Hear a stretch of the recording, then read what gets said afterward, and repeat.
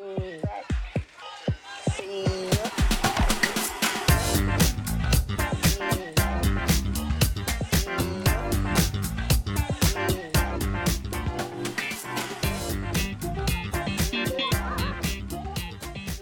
into Popcorn and Beers, where some use tomatoes and others use thumbs. We use the stuff that gets you drunk. And it was a slow week at the movie theater, everyone. So we took you to the streaming platforms this week. And we've got tons of stuff from streaming. We've got Josh discovering that Disney Plus makes TV shows. What? That's weird. And then we've got Jordan watching Mandalorian. So same company, different universe. Maybe someday they'll enter each other's universe. Sorry, we've got to keep it classy here on Popcorn Beers. And we will, as we annihilate every other movie review show in our path. So, Jordan, let's start in the usual place. What were you watching this week? So I got around to watching season 3 of The Mandalorian. The season has been catching a lot of flack, and you can see some of the points being made, but there were a couple of incredible episodes in this season that were just like stand out. And one extraordinarily bad one. There was one episode that was just terrible, and it's probably the one that you've seen a lot of. Lizzo and Jack Black? Yes, and Lizzo. It was. Oh, why did I say them first, Jordan? Because that also starred Christopher Lloyd, who's a much more. Christopher Lloyd, yeah. I would accept him in the universe, yeah. It was bad. It was a very bad episode. In that note, the big celebrity cameos, just I don't think they belong in Star Wars. Like, it's fine to cast a character like, obviously Samuel Jackson was in Star Wars. Ewan McGregor, big stars play people in Star Wars, but just the cameo, like here's a celebrity playing this random, like it doesn't work. My thing is Lizzo cannot act. She is a bad actress. She was bad in, what is it, Hustlers with Jennifer Lopez? Oh yeah, and she was really bad at this. She just we're doing a lot with her, and I can appreciate it, but we also have to appreciate that she's just not a good actress. Yeah, you can't just have the job. Yeah. I think they're just trying to, like, she's a big fan of Star Wars. She's a big like nerd culture person. So, they're just trying to extend their reach. But even Jack Black seems like it would easily take you out of it, right? Even though Jack Black's a great actor. Yeah. He was at his Jack Blackiest though. He was at his he was at his Jack Blackiest. Like, better give me a lightsaber. Like, yeah. Come on. He was right up there. Yo, that's a jam though. I don't need you hating on that song. That's getting the Grammy, dog. Oscar, Grammy.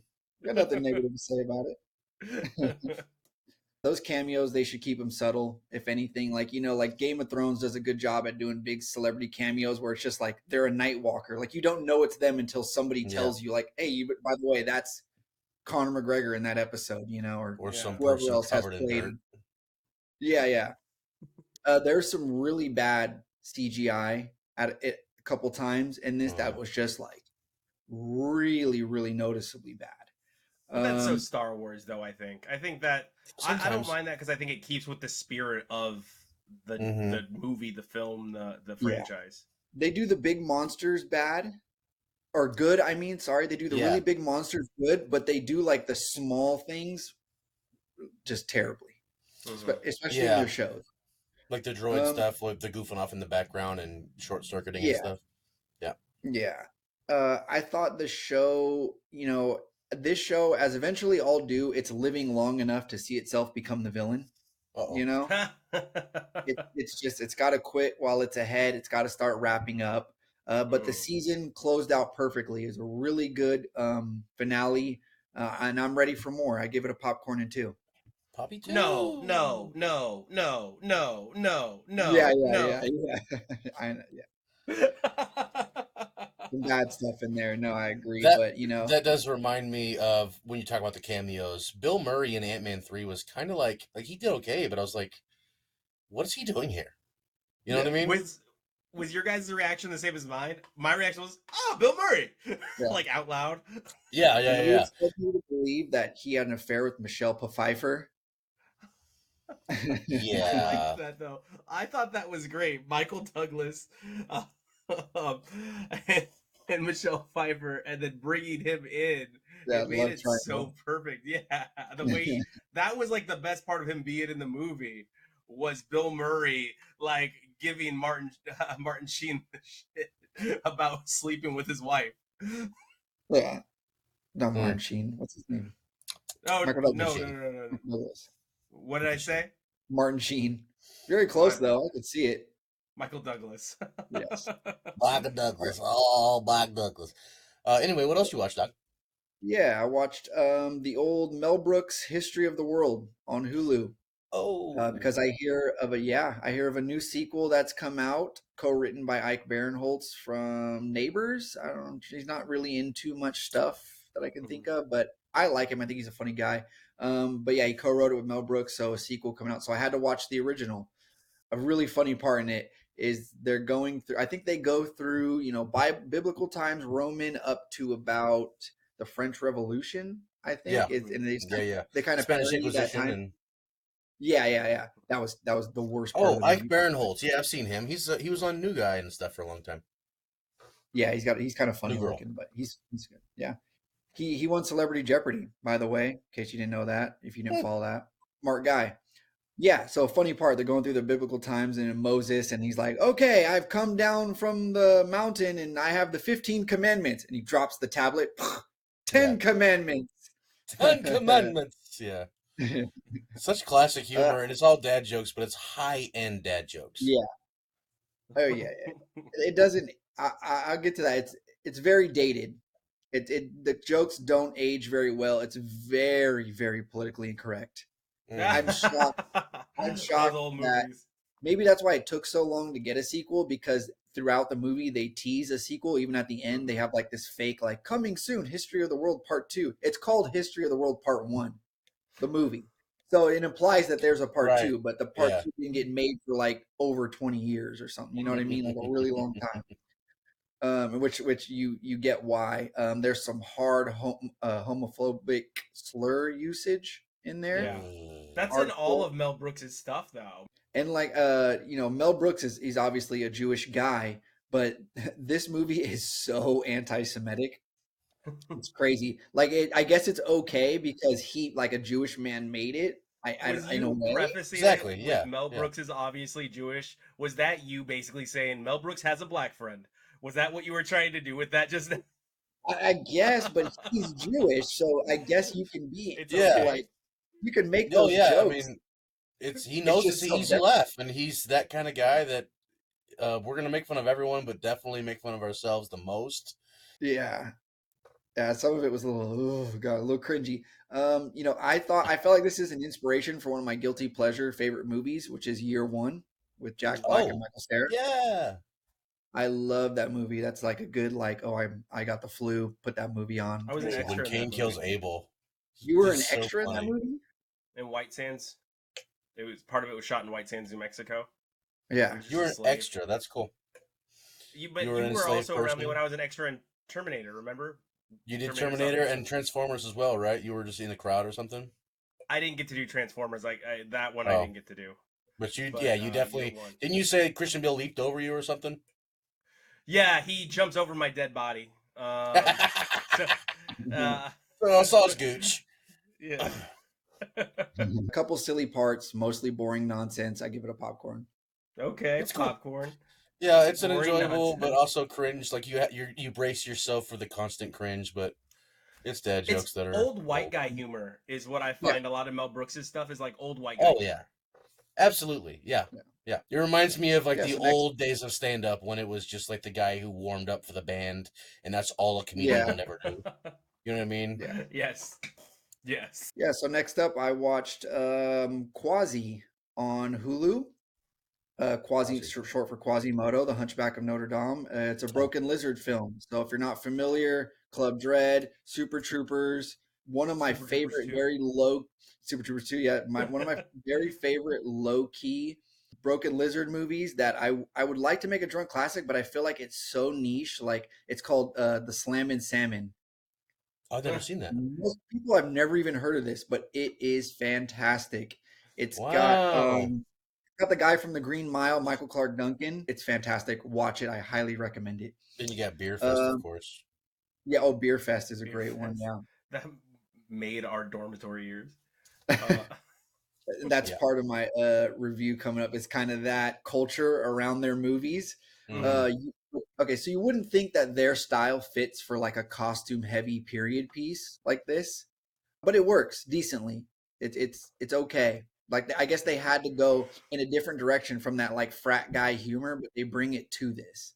You Nice. okay. know, it has the off the wall dialogue. That becomes the inside jokes, like with your dorm buddies, your roommates, whatever, like that. There's always that funny stuff in there. The one-liners. Yeah, yeah, yeah. Yeah. That's a one-liner kind of movie. Yeah, there's a great part where I don't know, the context of it is so weird, it doesn't fit, but it's just so funny where they're like, Sacre bleu, this is great fondue. And they just keep saying Oh, it over and over again. It's so good. perfect. Or croissant. Croissant. Yeah, I want a croissant. That's it. It's great. That's like uncle humor. Yeah. You know? It's pretty much them making fun of a French accent. Pretty much the whole movie. So that's a lot of that's like a lot of the heavy jokes rely on making fun of the Right. French accent. Gotcha. The way the guy does Quasimodo is intolerable. It's awful. He looks like Johnny Knoxville in The Ringer. If you've seen Okay. that movie, Yes. super controversial movie there. But he's pretty much that face and the whole. That's what he's doing, except hunched over. You know, and also a problem with this movie is they have the same guy playing multiple characters like a lot, and it gets really confusing. So it's So not coming out. Mm. Okay. they don't differentiate them too much, like enough, and it gets a Gotcha. little confusing at times. But a funny part of the movie that's like, okay, so the Quasimodo guy, he's choking, he's eating too fast because he's like a peasant, and he gets an audience with the king, so he's like eating, and Mm. he starts choking, and he's kind of like, I don't know what to do. Like, how do you help a choking hunchback? Like, you can't Heimlich him. He's like, do I pat his back or like the big mound of flesh? What do I Oh do? goodness. I Yeah. feel bad about laughing at that like that, but I just pictured it in my head. It's not a good movie. It's just not. It's not for everyone. But I have a soft spot for these guys. I think they're Mm. they're Mhm. funny. So it's either you get it or you don't with their stuff. And I give it a popcorn and beer. Definitely, dude. That's a good way to put it because, like, Super Troopers was my introduction to them, and I watched that a lot. But if you watch it today, or even if you watched it a couple years after the first time you saw it, it's still like, this is cornball. Like, Yeah, or it's poorly written, or this, there's Yeah. a lot of work needs to be done to this movie to make it great. Same Mhm. thing for Beer Fest in a way. Like, they did some weird choices, but you do Yeah. have a soft spot for them, and it's just like I just want to see them on camera more, like an yeah. Adam Sandler flick, kinda. Watch the Slam and Salmon. I urge you if you Yeah, I'll like give it a Broken shot Lizards a lot. This is one of my favorite ones. Watch that. for sure. What were you up to, Josh? Oh, got into some of that Disney over here, Mm. starting with Moon Knight as a rewatch for me. I did not disappoint second time around. I really like it. Isaac. Oscar Isaac. Hey, he's a star, man. He's a Yeah. star. He did a He's lot great. with very little in Star Wars. He's one of the best parts of the new Star Wars franchise. He's Oh, just yeah. good. Mhm. I mean, he's got a huge Sucker playlist. Like Punch. Sucker Punch. He was good in that. He was barely in it, but his part in it was great. He's just a great actor, and then he has the opportunity in this show to play two roles. And two roles, one of them's not aware of the other, and then spoiler, at the end of it, towards the end of it, they start to become more and more aware of each other, and they switch back and forth sometimes, Yeah. refer to each other, and he changes accents on a dime, but it's not that he changes into an English accent. He changes into a purposefully made up bad English accent that he Mhm. maintains throughout the movie because that's his Yeah. character. His character made up as a child an English accent, and he just held it. It's incredible acting if you really look at it from that standpoint. Great cinematography, cool fight scenes. The costume work was insane. I love he has two costumes and they can switch back and forth. Yeah. They're both really cool. White people don't cosplay as him. But Oh man. he's one of my favorite like C-listers, more or less, in the Marvel universe. I was really surprised they brought him into this phase, but this phase is the reaching phase where we're starting to do some experimental work. It's kind of like when the Beatles have their pop stuff and then they get into the big hit albums, and now that we've done our 3, 4, 5 albums, now we're going to do the weird stuff. We're getting into Sergeant Pepper's now and Lucy in the Sky, and this is The deep Marvel's cuts. LSD phase where they start reaching and they take a lot of leaps, and it's getting a lot of criticism, as everyone's aware. um However, their stuff is good, and I don't care what you say. It was beautiful to watch this show. The acting was good. It might have gone a little far. I might have made it a 5-part special. You know what I mean? It wasn't a lot of episodes, but Yeah. maybe I crunch it in a little bit. And maybe I think we go that route, like we were talking with Netflix doing half hours and just a quick little baby movie. I think little short snippet movies or origin stories for heroes being like a 5-part miniseries instead of a hopeful franchise by itself. Or like how they did Werewolf at Night. You know, how it was just like a That was short good. Halloween special. You know, that was Exactly. fantastic. Great point. Yeah. Great point. So now with Werewolf at Night, we have these really well fleshed out characters in a short time period, and it's just the intro to them. You're going to see them again, and it's going to be really cool when you see them again because they had that nice little special. Ethan Hawke, once again, Ethan Hawke, as always, is just like that actor who wandered on set, and they're like, you want a part? Okay, come on. Yeah. That's his role in life, but he always does okay, or good. He does good or okay. He doesn't ever do bad. Moon Knight was good. I like it. I can't wait to see him again. I give it a popcorn in 2. Then I watched Poppin' 2, he's She-Hulk. out, by the way. Oscar Isaac's out? Yep. That was Oh, his. dude. I was reading it in some magazine that he's not reprising the role. Something to Man, that if What? he extent. was in Avengers, man, he should have been an So Avenger. we'll Wow. see.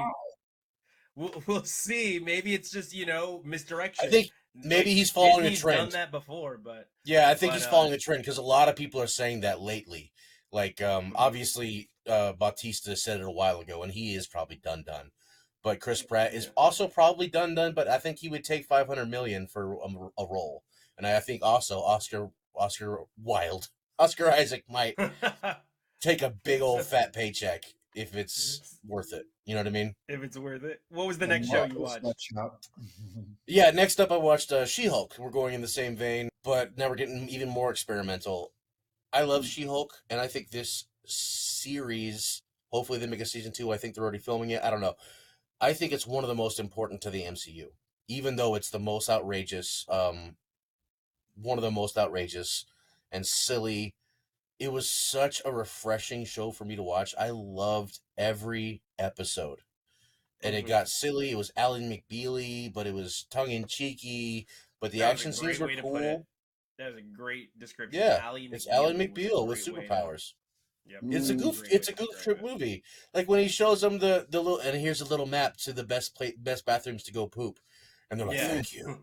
Like that's it, it's lighthearted but well written, self commentary, meta on meta type of stuff, and then of course fourth wall breaking to the max, like we've maybe never seen, where it like makes fun of the Yeah. streaming service that it's on, Yep. or makes And Kevin allusions to Feige. it. Yeah, and Kevin Feige. But I love the ending is one of the coolest endings because it's. I mean, I'm a sucker for things that are like, I don't know, commenting on how bad they are. Like 30 Rock was a Mhm. show like that where Tina Fey constantly talked about how bad SNL was and how bad her own show currently is. Like, we're just pumping out garbage for you folks, and you shovel it in your mouth. You know what I mean? Mm. Not that it's garbage in any way. It's just like I like that. Tatiana Maslany, No, no, Yes. that's not She-Hulk, is it? Yeah. That's I thought that was Titania, that's no, that's the villain. I thought Titania, Gigantica, No, that's Giganta. no, Titania. that is someone else. That's Titania. yeah, Tatiana Titania. Maslany is She-Hulk. That is Jamila Jamil. I am the Yeah, okay, walrus. sorry, okay. My I am the bad, Jordan. walrus. My bad. I apologize. I am Yeah, the Jamila walrus. Jamil from the Kirsten Bell show. I am the Uh, walrus. Yeah. Also, No, no, Jamila Jamil no. from her famous new podcast, The Good Bad Place. Dates. By the way, go check it out. It's a great show. I love She-Hulk. I love what its role it's playing in the MCU. I can't wait to see her in an Avengers movie or something parallel. And I wonder where they're going to take her as a character. And these characters they've made wonderful acting, fun. Oh, I said it again. Uh, I love watching it for the second time around. I give it a popcorn and two. Easy peasy. Into I do think they're going to use that show or her as the catalyst for the television shows, as far as the ones that are coming in. Because Isn't there's she been a going to be lot of Thunderbolts? She's not in Thunderbolts, is she? no, but you do have her and Daredevil have sparked up Yeah. a relationship, Oh, and he has forgot his to show mention coming. that. Yeah. The Daredevil cameo was the greatest thing that ever happened to me in the MCU. Like Daredevil's coming back and he's like awesome in this, and his costume somehow they made the red and yellow costume good looking. Like how did you manage that? It was awful in the comic books. Well, he With was the in great fashion Spider-Man designer. too. He Yep. was also in Spider-Man, Yep. yep. I can't wait to see more of him because he's the man. Oh yeah, I forgot. I watched this movie. I was sifting through my little Apple TV thing or what the Roku, whatever it is, and on Freevee they had this show with a very brightly colored picture. What's this? Oh, it's Japanese. That's weird. It was called Violent Cop, and I was like, well, I gotta watch that. So I turned it on, and it was a very strange film. I couldn't quite tell what year it was from. Turns out it was, I Mhm. think it was 89 or something like that, like 90, something like it was really Mhm. old, and it was almost like a French Connection sort of dirty cop scenario where nothing really happens, but stuff happens about dirty cops, and the whole premise of the movie is the He's a the violent bad cop. the bad guys are gangsters and the cops are gangsters, and this one particular dirty Harry type cop is the baddest of them all, and he gets the job done. But it's not like he saves the day in the end. Like nothing happy happens. But what's notable about the movie is its incredibly long shots. Like the beginning of the movie, it has the music going, the credits are rolling in. He's just walking straight towards the camera for like 3 minutes, and then it stops, and then it goes to him walking sideways, and this is like another 3 minutes of him walking sideways. Like what? Like do some editing, dog. Like that's a really long shot. There's a chase scene where it's on foot, and it's literally an 11-minute chase scene where they're like, "There he is! No, no, no!" And they go around chasing through the markets. Oh no, he ran over there! Go get him! And it's like really, it's. I'm assuming at the time it was like cutting edge, but it's like really indulgent. It was very indulgent. Like Yeah. there's a interrogation where he's interrogating some guy, and like before he can talk, he keeps slapping him, slap, slap, slap, and it's like Huh. 45 slaps, and he's Huh. legitimately slapping this man. That sounds like It's some not. foreshadowing for our drunk classic. Uh, yeah, actually. But yeah, I just wanted to point it out, and I had to look it up afterwards. That's when I found out what year it was from, 89. Interesting movie, and it turns out the subsequent movie, is that the next movie? Is that what subsequent means? The Yeah. subsequent movie, I forgot what it's called, but it's one of the most classic in everyone's top 100 of all time worldwide. It's a Japanese movie from Hmm. 91 where he's also a dirty cop. But it was A violent cop. basically the prelude to a magnificent masterpiece that I haven't A seen yet. more violent cop. Violenter. But yeah, the title was so like enticing, I couldn't help it, Yeah. and Can I definitely make a worth watching. comment on? Yeah, Sorry, can I make a comment on go that ahead. Oh, give redundant it a title? popcorn in one. Nope, Okay. popcorn. The title, Violent Cop, super redundant. It's like that's Mm-hmm. like titling a movie Flying Pilot or like cooking. You know? Sword Samurai. Yeah. Sailing Captain. Oh boy. The carpenter. He's gonna build shit. Yeah. Yeah. Oh boy. Oh. So I did John Mulaney, Baby J. This is the new special on Netflix. Ooh. It was not his best work, but he Hmm. does warn you because he has gotten sober and he said, "This is different. This is going to be a different John Mulaney because Yeah. back He's not railed out on back coke. in the day, I used to come out and be like, I wonder why." But it is largely his journey through rehab, through getting sober, through COVID, and that is what the special is. So I will give it a popcorn and a beer. I think you should check it out. But it is Ooh. that's it. That is all you get. That's all you get. It's just rehab, how he ended up in rehab, and some Okay. stories from him on his way to rehab, and some his quips, his anecdotes. That he's famous for, but that's it. That's all you're getting. There's nothing else. That's the observational humor. I went Let to me rehab. ask you. Here's what rehab was like. Here's how I got to rehab. Go ahead. Yeah. Well, let me ask you. You said COVID and rehab, right? Mm-hmm. So, like, I have trouble ingesting media that talks about COVID really at all because I don't want to talk about it. You know what I mean? Like, it's not that it's too sad or anything, but like, yeah, we all had a bad time. Let's move on. So, did you experience any of that? Was it too long-winded in any way? Nope, it was that quick. He Cool. grazes over it because remember he went to rehab during COVID, and Right. that's essentially how he bypasses COVID with that. Okay. Like it, Oh, it's gotcha. 2020. Okay. And Because Patton that's it. Oswalt talked about it quite a bit in his latest stand-up, and it was like, Yeah, all right, I dude. didn't like Patton Oswalt's. I don't know. A lot of the guys that are leaning on dad humor lately, Yeah. like Yep. Brett, Patton, and not of John folks. Mulaney. He doesn't do it in this. I mean, it was funny. It was a pop and a beer. It wasn't his best stuff, like I said, but he's got to get used to this new person that he is, and he has to be Absolutely. as he does these specials. Yep. But yeah, a lot of these guys are just leaning on being, I'm a dad, and it's funny, and it's like, not really. You're Is less it relatable now. difficult to deal with? Mm-hmm. Yeah. I saw him on Jimmy Kimmel's special. He was promoting his stand-up special that you watched. And I guess he lived with Jimmy Kimmel post-rehab. And they talked about that quite a bit.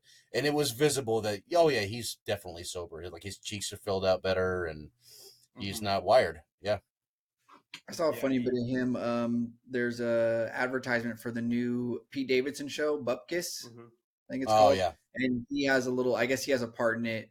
And he's like, oh man, this is the most important thing, something that's ever happened to me in the last few years. He's like, dude, you had a child. He's like, oh yeah, I forgot about that. That joke has been told so many times on so many different shows. Like, this is the worst day of my life. I have nothing to live for. We have a child. Like that joke has been done so many times. Yeah, like 1960s sitcoms. Yeah. The other thing I watched was Ghosted, the new Apple TV movie with Ana de Armas and Chris Evans.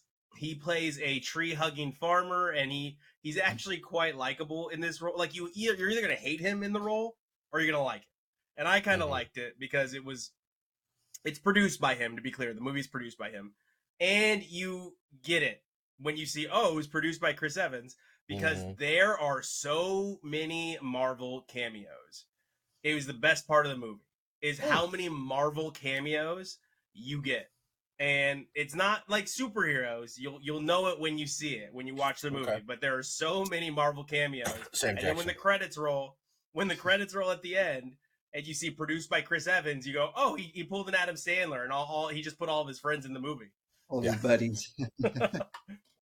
It was a popcorn for me. It was not a great movie. It was fine. It was fun. It was what it was supposed to be. But as far as movies like this go, rom-coms like this go, I would prefer Shotgun Wedding, the one I talked about a couple episodes ago with Jennifer Lopez and Josh Duhamel. I thought they had better chemistry than Chris Evans and Ana de Armas. Ana de Armas as a super awesome spy killer is hard to buy. It was just it was a rough sell. I'd buy that for me. And I almost gave away one of the cameos. I almost told you guys what one of the cameo was. What were you gonna say, Jordan? Oh, in that vein of her being hard to buy, what do you think about the her having a John Wick spinoff, being one of the ballerinas? I mean, we'll see. Florence Pugh would be better. I love Florence Of course. Pugh. Florence Pugh can do whatever she wants. Oh my god, her and Black Widow. Ugh. Yeah, like she's the best. There are better people. I don't know, dude. It's the same thing with Timothée Chalamet. Like, if you try to shove somebody that's not like that I am not immediately drawn to as, oh wow, that person's talented, then I'm gonna resist and I can't help it. It's like that rule of three. It's gonna take three really good flicks from this person for me to buy it, for me to be like, oh, this person's I great. got you. I got you. They do a shout out to a little ride most of us have ridden at the county fair called the Gravitron. Gravitron.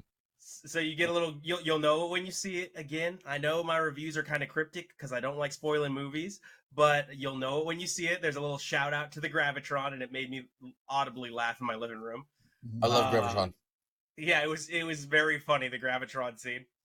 And like I said, it's a popcorn for me. I knew it was going to be a popcorn. I had very low expectations going into it, so it did make me laugh. There is a legitimately a 30-minute action sequence in the movie, like right in the middle, like 30-minute action scene. That's cool. The popcorn. So Jordan, what was our drunk classic then? We watched Whiplash on, whatever was it streaming on? I don't know. Amazon Prime. That's where I saw it on, at least. Yeah. Starring J.K. Simmons and Miles Teller. This movie lost Best Picture to Birdman. Wow. I have feelings about that. I didn't like Birdman. I know you guys have mentioned before that you were affectionate for Birdman a little bit. I like Birdman. I could not stand it. Birdman. I hated it. I seen it one time. Have no desire to see it again. No. That's Josh's go-to every single time. Every single time. My bad, dude. Lost Best Picture Birdman. I don't know if this was the best movie of that year, but I feel like it was definitely better than Birdman. Just saying. Most impactful. More impactful to me. Yeah. Yeah. It surprisingly was produced by Blumhouse, which is more known for scary movies like Megan and other scary movies. With the tension they build, though, that fits. Cool. Yeah. See, I'm not and never have been a instrument musician. I don't know music theory. So when he's kind of berating people on some of the things that he's looking for, it just makes it all sound even more insane to me. Like he is so angry about something that I have no concept of. So it's just like it makes him just even more of a nut to me, which is great. It's maybe it's because I've never wanted something. Like I've never been so passionate about wanting to be like a drummer or like something, you know what I mean? All that much. So it's just like a badass, like a hard ass type like J.K. Simmons in this movie. He could make me hate just about anything and be like, you know what? I don't think I want to deal with it. I don't like this enough to deal with this type of person. Yeah. You go to med school instead. Yeah. I'm done. Like the guy at the end, he went to med school. I'm done with him.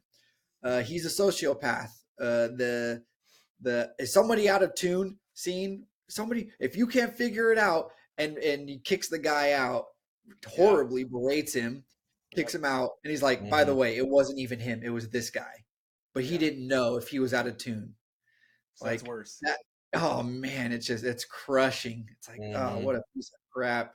Again, and are you rushing or dragging? I have no clue what that really means. I guess it's about keeping the tempo. Yeah, obviously. Yeah, the tempo. Now that I say it out loud and think about it, it makes sense. But yeah, that scene, the same thing. It's just crushing. See, maybe I love his character so much because he reminds me of one of my favorite characters from my favorite movie. I'm making this revelation here on this episode now, 21 episodes in. My favorite movie of all time. It'll be a future drunk classic, but I'm just trying to pick the right moment. Arlie Ermey's drill sergeant from Full Metal Jacket. Oh, Full Metal Jacket. Yes, sir. Yeah. And that's a great, that's very apt because it's the same mentality in a sense. Yeah. I the berating, it's like, it's hard to watch, but it's just so funny. It's so funny. Just my father only let me watch that scene. Really? Yeah. Didn't ever let me finish the movie. Just that scene. I just the most love important that part of the movie. Yeah. The term gaslighting gets used a lot these days. And if you don't know what that is, watch this movie. You have a perfect concept of what gaslighting means. Because he is a master gaslighter. Yeah. I like the scene at the end, kind of when they're sitting at the bar, talking about, okay, this is where I'm at now. Yeah. What happens with J.K. Simmons? He's like, this is where I'm at, and he makes a comment. He's like, if people wonder why jazz is dying, like I don't know. I don't know if the reasons he gave are the reason jazz is dying. I think just jazz is not a great genre of music. That's just That might be my polarizing. my That might be personal. more polarizing than your violent cop comment earlier. I like I like It's for many. smart people. I like many. I like many diverse genres of music. Jazz is not one of them. You don't like Not at No, all. it's brass? totally understandable, No, dude. I no, love it though, no. I love Don't brass like too. the. Brass gets me going. I don't like the dude. jazz flute. Some New Ron Orleans Burgundy. brass will really just get you funky, dog. Okay. Yeah, Ron you just feel Burgundy. it. You will eat the cat poop. You will play the jazz flute. Would you like to hear Ron Burgundy play jazz flute? The whole time at the end, kind of when he's having his moment, I'm thinking, rock the f out of those drums, Dale. The Catalina wine mixer. That's great. I give it a popcorn in 3. Popcorn in All 3. right. Fred, you want to go or you want to close it?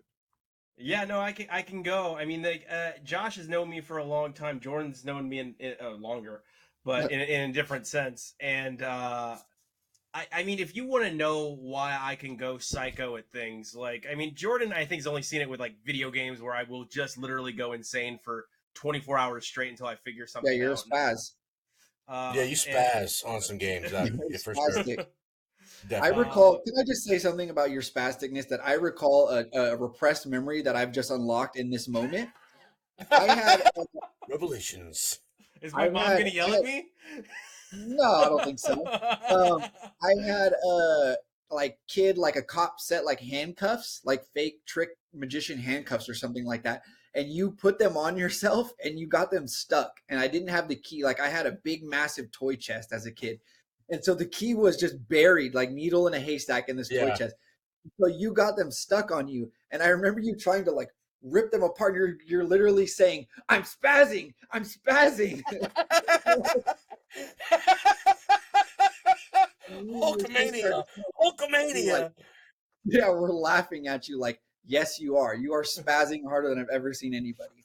But That's that's it. great. End of story. Go on. No, I mean like this is where that that psycho comes from. I've never been the best at it. I've been good at a lot of things. I've been really good at a lot of things. I've never been able to be like I'm the best. And part of it is I because know not the because I best at don't this. I've never had anyone really that I felt was so much better at something than me that I needed to learn from them that I'm Mm. interested. That sounds so arrogant, and I apologize. It's a little bit, a little bit. But like even the people that have pushed me at different things, I've looked at them and been like, I could if I wanted to, or if I beat them even once, I'm like, okay, it's not fun anymore. You're not. There's no challenge here. And the Mhm. way that this guy, J.K. Simmons' character, pushes Miles Teller, like I wish I had that because I don't quit at things. You could beat the shit out of me. I'm a great at getting my ass kicked. I'm Captain America. I could do this shit all day. Like I am great at losing. And part of that is my father never let me win at anything. I was never like, oh yay, trophy. Like, like a sympathy trophy, sympathy win, or participation trophy. No, I got my ass kicked relentlessly at every single thing I tried to Mm. do. I was told repeatedly what half-assed work looked like. All right. And it just Oh. made me want to work harder and Mhm. push myself harder at certain That's good, things. yep. And that is why, like, yeah, I don't agree with the smacking. All right. The verbal abuse. I'm sorry. I know it's wrong in today's world, but I got that shit from karate instructors, football coaches, like growing up, people in the weight room, like all the names that he Your said. friends. I know they're wrong in today's world, but I was just like, come on, dude. Like, you think you're going to die? God, I hate that shit. Like, stop being so soft and understand, like, yes, it's wrong in the moment, but you're not going to die, and this is being done for a reason. Like, yeah, it's wrong. He's a jerk. He's the worst person on earth. But there's a method to the madness, and it's trying to unlock something that you don't even know is there. And not enough people are willing to push themselves to that point. And I'm not saying I am. I haven't found that one thing where I might make my hands bleed from playing all night long, Mm-hmm. take an ice bath. But I understand it. and I can understand it from both perspectives of I can see something in you that you can't see, and this is the only way that maybe it's not the right way for you, but it's the only way that I know how to unlock it. So I love this movie. I totally got the no two words are more harmful to any human than good job. I totally understood that. And I totally understood the respect that's paid at the end when he totally tries to sabotage Miles Teller's career, right? End him right there by not giving him the proper music, not having him practice the proper tempo, not having him practice the proper arrangements. And then he goes out there and plays his own set in his face, mouths bleep you, right? To him, gets the whole and he band behind him. hits the symbol on his face. Yeah. Woo! Yeah. So I love this movie. The open is still an amazing open. Just putting in the overtime hours, and him watching, and it's I get it. And then That's disappearing. the thing. Yeah, and I get it. I just get it. That's all I can say. You're gonna have to cut a lot of my review out because I said some bad stuff.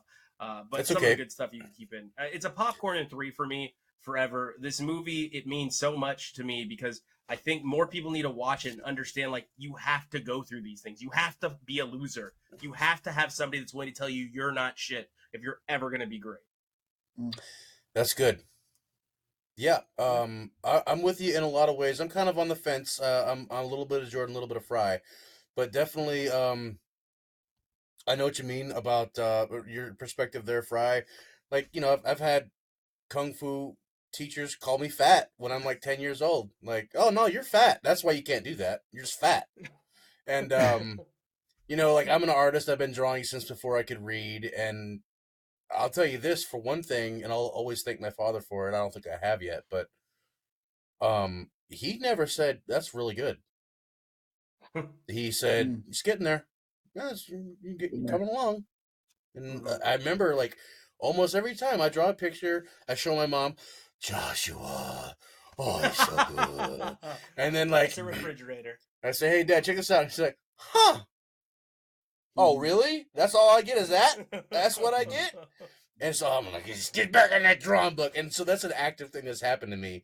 My dad has been a big motivator for me in my art game as a child growing up. And it's become part of my inner monologue to myself. Like, I've taken on that voice of, nah, come on, dude, let's go. Like, cool, you drew a hand. Let's draw 2 hands. Yeah. Etc. So the vibe that comes off of it, I've also had drill sergeants. Me and you both have had drill instructors, Fry, and we understand that there's a need for this type of coaching. There is a need. And it's almost never do we need this type of coaching. But there is a time and place for it when the goal is the best. That's what we go through. What I will say though is, while this is a great movie, I'll say popcorn and 3 movie. Watch one ballet movie and tell me that this hasn't been done 100 times.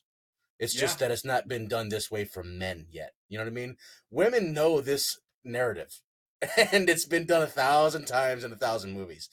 Specifically, like Black Swan type of movie. Like, remember that, where it's like she's the best, and he's trying to bring the emotion out of her, and she goes crazy about it, and blah blah blah blah. But she makes the best performance of her life and creates blah blah blah. So it's happened before. I like the descriptor I've heard. I forgot who said it, but it's the best sports movie ever made. It's a competition movie. I get it. It's not a sports movie, but, like, let's get real here. Like, we're talking about best of the best. And I heard a TED Talk one time talking about the difference in precision between sport and orchestra. And so he breaks down, like, okay, we play a football game and one of your members doesn't really hit it. He's a B+ that day. You might still win. But in orchestra, if one person misses one note, it's unforgettable and you're automatically lost. So the precision required, especially in a medium such as an orchestra, it's, or a jazz band, is absolute precision. It's surgery. And this is just an allusion to that sort of behavior. And then take it as a wider metaphor of, like, if you want to be the best, if you really want to be a best, think about that, dude. Yeah. And think about what it'll take. Greatness so is this is addiction. it's a very toxic environment, but you are getting into a toxic level of perfection. And if you want Mm. that, that's kind of what has to happen in some form or fashion. It doesn't necessarily have to be a coach, but something's got to be sacrificed. And in this case, everything pretty much has to be sacrificed if you want to have the best drum solo of Man, all time. I've Yeah. heard so many athletes that I knew were great athletes go through that breakup. Like, and I knew exactly what they were doing. Like, I saw their potential, and they're like, I Mm-hmm. can't. If I've got to focus on you and this career, I Mm-hmm. can't achieve this greatness that I know I have. And then her response is, I'm the one holding you back, because she'll never understand that answer is yes. Mm. You're taking time away from me trying to be great. I can't Yeah. do both. And I love that. I love that he didn't get a second chance. As far as the narrative goes, like you really don't get a second chance, even if you do. You really don't. Yep. You made a really serious decision, and you live with it, and that's what's up. You know. Bro, you said the mind games, and I have the mind games written in my notes. I just read it across there, the mind games. But that is what it is, right? It's a constant mind game that he's playing with him. And if you actually listen to the words that J.K. Simmons' character says in that, are you off note, or is your is your instrument not tuned properly? Yeah. All he had to do was fight back, and you see that at the end from Miles Teller. Fight back, Yes. show You see me that you building. want it. You see that building throughout the movie, Yeah. and I love that when he's like, "No, I'm gonna be Yeah. here. I'm going to do it." And then he's talking back, "What do you mean this is your spot? I lend it out to you." And I then love that. he comes back with it, and that's the real deal. Like when you know you're it, you got to keep it up too. Yeah. I imagine this character that he played is very much like Tyson's manager Cuss. It's exactly how Tyson describes him. He said Yeah. Cuss has been dead for years. He's still scared of him. Yeah. Color commentate here, and it'll perfectly lead us into Butter on Top. You guys both mentioned being berated by karate instructors, and all I could think about the whole time was Rex Kwon Do. He's like, you want to spend your whole life dressed like Peter Pan over here, and go ahead. I still want to buy those pants. Do you think anyone wants to take a roundhouse to the face while I'm wearing these bad boys? You think this is why I get to go home to Sterla at night?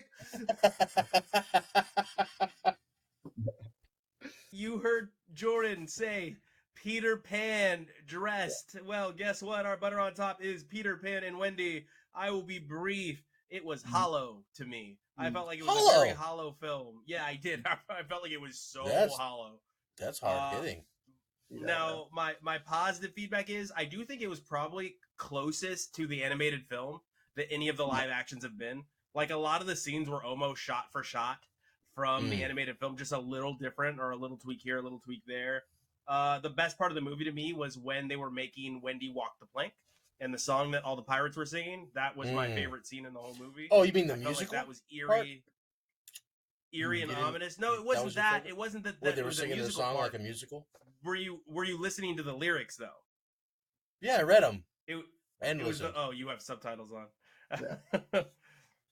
But no, I felt like that was eerie and ominous, and I felt like that was an aspect to the movie that I needed more of, is what I wanted to say. So it's not necessarily the song, it's the feeling it gives you. That's what I want to feel when Captain Hook and the pirates that are murdering children are doing. So for me, it was a popcorn. Yeah, just hollow. Oh, it's funny that you guys reminded me that it was Jude Law as Hook in our production meeting. Yeah, because I literally in my notes wrote not a fan of Hook. So just the popcorn for me there. Yeah, just the popcorn. Yeah, growing up sucks. Growing up is traumatic. It's kind of the story underneath all of Peter Pan. You know what I mean? I enjoyed the very inclusive Lost Children. Is no longer the Lost Boys. It is the Lost Children. As much as I dislike Jude Law as Hook, he played it well. He doesn't look the part. You know, it takes you out of. He doesn't look exactly like Jude Law, but he also doesn't really look like Hook to me. He didn't really seem Hook. It was an interesting but he played take for sure. Yeah, he acted the part very well. Jim Gaffigan as Shmi. I couldn't be positive that it was him watching it. I was like, is it? I don't I think didn't know so. that was Jim Gaffigan. Yeah, I had Yeah, to Gaffigan Google it. I dog. was like, oh, great. Good for him. The actress playing Tinkerbell is really cute. Mm-hmm. Who played it better, her or Julie Roberts at Hook? Well, Her, Julia not Roberts Julie actually had Roberts. She had lines. lines. She had dialogue. Yeah, that's Yeah. true. No, Who was a this is the best cuter Tinkerbell Tinkerbell? ever. Yeah, yeah, she was something. This is Uh, another one though that set the internet on fire because oh my god, Tinkerbell's black. Like who cares? fictional Yeah, It's let's say, oh character. my God, yeah. finally Tinkerbell's not a sociopath. Let's talk about that. Finally. She was adorable though, Jordan. I would agree with that as well. Like she was adorable. I thought the I'm not gonna spoil it, but the end was very Yeah, likable. yeah, yeah. Wendy, the young girl who played Wendy, was really a really good actress. She played her part very She did her well. part well, yeah. Yeah, Mhm. the kid playing Peter Pan, and I can't stress this enough, was so uncharismatic. He was so unlikable.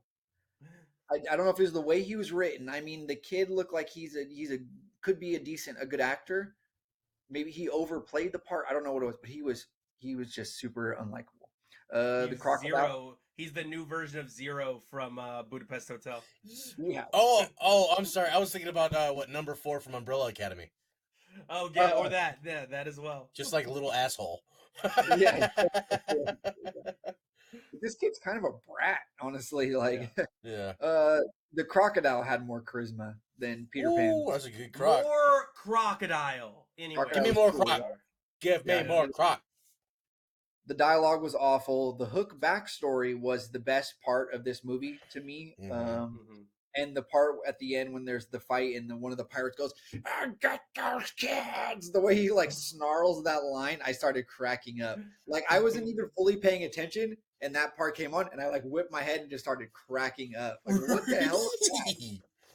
What was that? I give it a popcorn. Gives a Popcorn. popcorn. I say Peter Pan, man, was pretty cool, well planned. Rhymed it. No, okay, so brief backstory. My little brother is 11 years younger, so when he was a toddler and able to comprehend Disney, he watched Peter Pan nonstop for weeks and weeks and weeks and weeks. I've seen Peter Pan the cartoon a lot. It's awful. If you have fond memories of Peter Pan, go watch it. It's garbage. It shouldn't. I'm not joking. Like Disney has pulled their movies because they're like controversial and stuff. It should Mm. not be sold. It should not be allowed to be streamed. It's terrible. I'm not even sure if it is. I'd be surprised if it is today. It's bad. The Indian portrayal, the fact that the mermaids are murderers, Tinkerbell is a murderer, Peter Pan's okay with murder. Um, the pirates are trying to eat people. A seagull's butt gets shaved and like patted gingerly. Like it's. I understand why it was good. I liked it when I was a kid, but like really though, this is bad. So I approached this Harry Potter, this Peter Pan with like I'm not gonna like this movie. I'm not gonna like it. That's what I thought because there was also the Hugh Jackman Mm-hmm. Pan that was what was going on there. And then the live action one I told you about with Christopher Walken, of course, that's like what's going on there. Peter Pan as a whole, the story doesn't like really appeal to me anymore. I get why it's loved, blah blah blah. So I approached this movie with it's gonna be bad. So and watching it, I give it a popcorn and one. It was not bad. I Okay. tried to like Fry, you tell me about like you tell us about trying to put yourself in the time, right? Yeah. So I'm watching this movie trying to put myself in if I was 5 watching this movie. That's what I tried to do this time. Mm-hmm. The visuals were really beautiful. Where Peter Pan's Mm-hmm. flying on like in the ship in the long shot and I see him on the horizon like and then oh man the crocodile beautiful, the islands were cool, the transitions were Yeah. beautiful. It's a really really pretty film. They did a great job with the visuals and Peter Pan, like you said, I think while he was like so unlikable and so like what's going on here, I think he was the best Pan there ever was besides Robin Williams. He was the best Pan I because he no, was I right on disagree with you. character with who Robin Robin Hood. Peter Pan is a child who is a sociopath fairy boy who doesn't care about you In the original Peter Pan story, he killed the Lost Boys who got too big. He murdered them happily. Like, this is who Peter Pan is. So him being a little shithead that's Peter Pan. He's not supposed to be a cool character. He's supposed to be the kid who plays and takes the basketball and goes home. That's who Peter Pan is. Wendy was really interesting this time around. I loved it. I loved how the end went when I'm not going to spoil, but like when she found her moment in the end was really well done. The whole like showing stuff. Tinkerbell, good. I liked that the mermaids weren't murderers. I liked that Tinkerbell wasn't a murderer. The Lost Boys were cool. Overall, it was more or less fun. I liked how they actually wrote an ending for the story. Okay. Like, Peter Pan traditionally doesn't have an ending. So, Popcorn won for making Peter Pan a digestible movie. How's that? That's fair. That's fair. I'm gonna give it a rewatch because I was kind of watching it like Jordan was during my breakfast. Let's see. We got a big week because we've got the finale for many of the Guardians of the Galaxy at the theater for our Butter on Top, and I'm going to juxt this position pretty hardcore because our drunk classic will be Boogie Nights, starring William H. Macy and Mark Wahlberg. Okay. It's available on HBO Max. Mark Wahlberg, huh? Are you guys ready for it? Yeah. I've never seen it. I can't wait.